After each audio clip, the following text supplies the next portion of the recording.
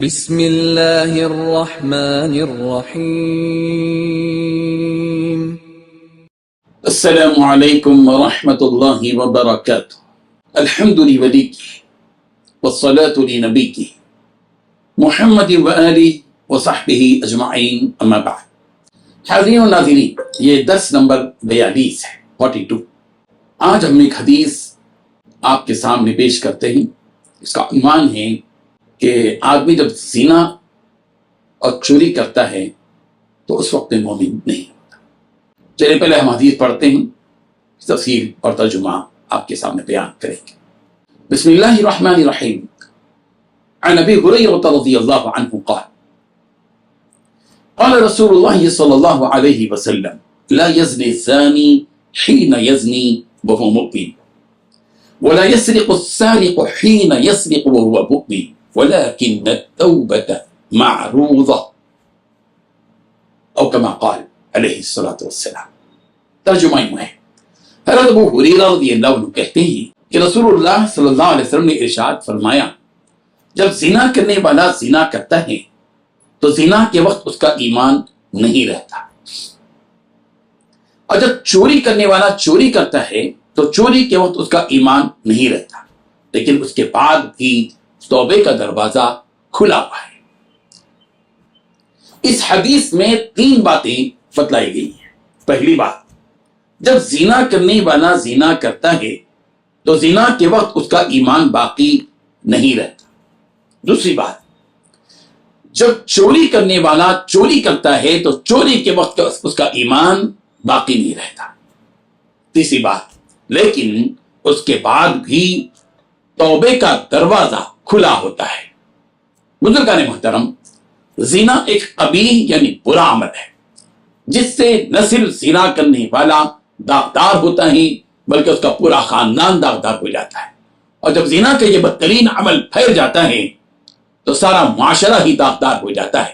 اسی لیے زنا کے سلسلے قرآن مجید میں یہ حکم دیا گیا کہ وَلَا تَقْرَبُوا الزِّنَا إِنَّهُ كَانَ فَاحِشَةً وَسَاءَ سَبِيلًا۔ سورہ بنی اسرائیل آیت نمبر 32۔ سورہ نور کی آیت نمبر 2 میں بھی کہا گیا الزانیۃ والزانی فاجلدوا كل واحد منهما 100 جلدہ ولا تأخذكم بهما رأفة في دين الله إن كنتم تؤمنون بالله واليوم الآخر وليشهد عذابهما طائفة من المؤمنين۔ سورۃ النور آیت نمبر 2۔ زنا کرنے والی عورت اور زنا کرنے والے مرد دونوں کو 100 کوڑے لگاؤ، اور اگر تم اللہ اور یوم آخرت پر ایمان رکھتے ہو تو اللہ کے دین کے معاملے میں ان پر ترس کھانے کا کوئی جذبہ تم پر غالب نہ آئے، اور یہ بھی چاہیے کہ مومنوں کا ایک مجمع ان کی سزا کو کھلی آنکھوں دیکھے۔ سورۃ الفرقان کی آیت نمبر 68 میں نیک لوگوں کی صفت میں یہ بات بیان کی گئی کہ وہ اللہ کے سوا نہ کسی کو پکارتے ہیں اور نہ ہی ناحق کسی کو قتل کرتے ہیں اور نہ ہی زنا کرتے ہیں۔ والذین لا يدعون مع اللہ الہا آخر ولا يقتلون النفس التي حرم اللہ الا بالحق ولا يزنون ومن يفعل ذلك يلقى اثاما۔ اور وہ جو اللہ کے ساتھ کسی اور کو معبود نہیں پکارتے، اور جن جاندار کا مار ڈالنا اللہ نے حرام کیا ہے اس کو قتل نہیں کرتے مگر جائز طریق پر یعنی حکم شریعت کے مطابق، اور بدکاری نہیں کرتے، اور جو یہ کام کرے گا سب گناہ میں مبتلا ہوگا۔ زنا کرنے والا جب زنا کرتا ہے تو اس وقت اس کا ایمان نہیں رہتا۔ اس کا مطلب محدثین نے یہ بیان کیا ہے کہ زنا کی حالت میں انسان ایمان کے نور سے محروم ہو جاتا ہے۔ جس کے دل میں ایمان کی رمق باقی ہوگی اس کو توبے کا موقع مل جائے گا، لیکن یہ توبے کا موقع بھی اللہ تعالیٰ ہی کی طرف سے ملتا ہے۔ ایک اور حدیث ہم آپ کے سامنے پیش کرتے ہیں، پھر اس کی تشریح کرتے ہیں۔